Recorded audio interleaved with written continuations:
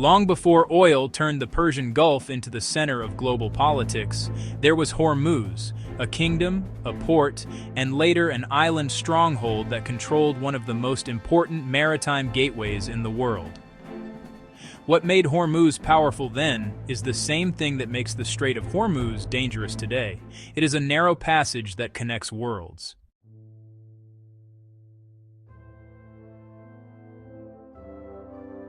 According to Encyclopedia Iranica, the story of Hormuz begins in the 10th century, when the town of Hormuz on the Iranian mainland served as the chief port for Kerman and Sistan. It was already an important gateway, linking the Persian interior to the sea and to wider trade networks across the Gulf. From around 1100 CE, Hormuz became the seat of a small dynasty of rulers, likely connected to Oman. Over time, these rulers expanded their influence and came to dominate both sides of the entrance to the Persian Gulf. Their control over ports on both coasts gave them something rare: the ability to watch, tax, and influence maritime movement through one of the region's most strategic corridors. Then came a dramatic turning point. In the late 13th and early 14th centuries, pressure from raids and instability pushed Hormuz's rulers to shift toward nearby islands. Over time, Jarun, later known as New Hormuz, emerged as the kingdom's great island stronghold. This was not retreat, it was reinvention. By moving offshore, Hormuz became even harder to attack and even better positioned to control maritime trade. Even amid dynastic struggles, Hormuz flourished. Marco Polo, who visited the region in the late 13th century, described it as a place of remarkable trade, even while noting its harsh climate. That contrast tells us something important. Hormuz was valuable not because it was comfortable, but because it sat exactly where trade had to pass.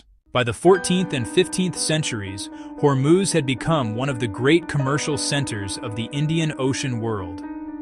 Merchants from India, Arabia, Persia, and East Africa passed through its waters. Goods moved in and out, and so did customs duties, tolls, and political influence. Hormuz did not need a vast empire on land. Its strength came from controlling exchange at sea. Its location made this possible. Hormuz stood at the gateway between the Persian Gulf and the Gulf of Oman, tied to the wider Arabian Sea and Indian Ocean routes. That strategic position made it indispensable long before the age of modern oil. In the early 16th century, European imperial ambition entered the scene. The Portuguese, seeking to dominate Indian Ocean trade, recognized immediately that Hormuz was too important to ignore. In 1507, Afonso de Albuquerque attacked Hormuz and imposed Portuguese power on the island. Although Portuguese control was consolidated more fully in 1515, the message was clear. Whoever controlled Hormuz could influence one of the greatest trade choke points of the age. The Portuguese turned Hormuz into part of their wider imperial system.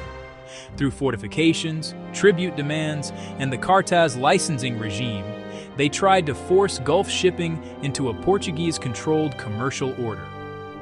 Hormuz became not just a port, but a customs gate for empire. And yet, even under Portuguese dominance, Hormuz remained prosperous.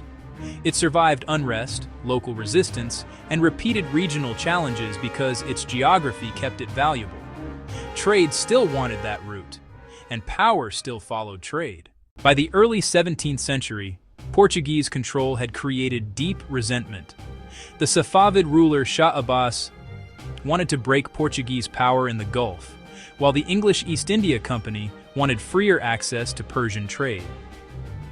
In 1622, these interests aligned. Persian land forces and English naval power joined in a campaign against Hormuz.